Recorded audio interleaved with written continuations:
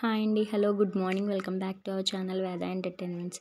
ఈరోజు రైస్ రవ్వతో ఉప్మా చేద్దాం అనుకుంటున్నాను. దానికి కావాల్సిన ఇంగ్రీడియంట్స్ ఆనియన్స్, చిల్లీస్, రైస్ రవ్వ, జీలకర్ర, ఆవాలు, పచ్చిశనగపప్పు, వేరుశనగుళ్ళు అవన్నీ తీసుకుని ఒక పక్కన పెట్టుకుని, ముందు రైస్ రవ్వ ఉంటుంది కదండి, దాన్ని హీట్ చేసుకుని కొంచెం రెడ్డిష్గా వచ్చేదాకా దాన్ని వేయించుకోవాలండి. చూస్తున్నారు కదా, అది కొంచెం రెడ్డిష్గా వచ్చేసింది. దాన్ని ఇప్పుడు మనం ఒక ప్లేట్లోకి తీసేసుకుని కొంచెం ప్యాన్లో ఆయిల్ వేసుకోవాలండి.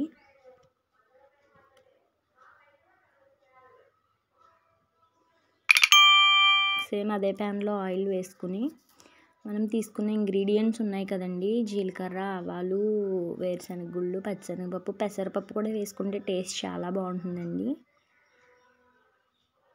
అవి బాగా మగ్గిపోయేలాగా వేయించేసుకోవాలండి.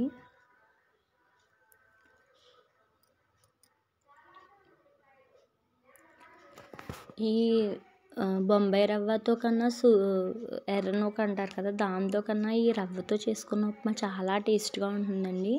ఒకసారి మీరు కూడా ట్రై చేయండి. చాలా టేస్ట్ అంటే చాలా టేస్టీగా ఉంటుంది. మనకి స్పైస్కి తగ్గట్టుగా చిల్లీస్ వేసుకోవాలి. నేనైతే 2 చిల్లీస్ వేసుకున్నాను. చూసారా, బాగా మగ్గిపోయినాయి కదా.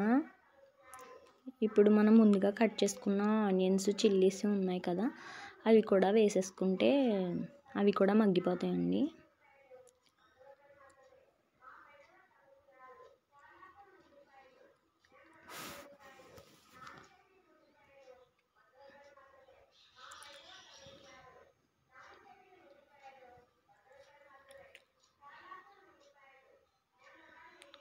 మనకి టేస్ట్ తగ్గ సాల్ట్ కూడా వేసుకోవాలి. మనకి టేస్ట్కి ఎంత సరిపడుతుందో అంత సాల్ట్ వేసుకోవాలి.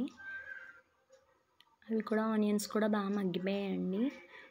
ఇప్పుడు మనం రైస్ రవ్వ ఒక గ్లాస్ తీసుకున్నాం కదండి, ఇందాక ఇంగ్రీడియంట్స్ చూపించినప్పుడు ఆ గ్లాస్తో 2.5 గ్లాసెస్ వాటర్ తీసుకోవాలండి. నేను నెక్స్ట్ అదే క్లిప్పింగ్లో చూపిస్తున్నాను.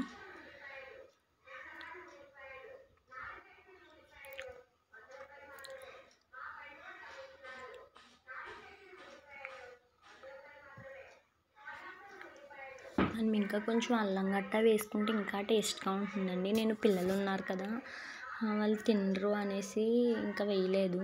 ఇందాక చెప్పాను కదండి మీకు, గ్లాస్తో రైస్ రవ్వ తీసుకున్నాను, సేమ్ అదే గ్లాస్తో 2.5 తీసుకోవాలి వాటరు. యాక్చువల్గా అయితే 3 తీసుకోవాలి, ఎందుకంటే మనం ఆ రవ్వని హీట్ చేసాం కదండి, దానివల్ల కాస్త మగ్గిపోయి ఉంటుంది. అందుకని 2.5 అయితే సరిపోతాయి.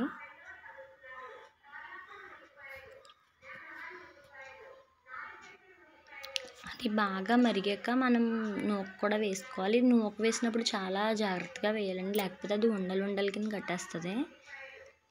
ఫైనల్గా అయితే కంప్లీట్ అయిపోయిందండి.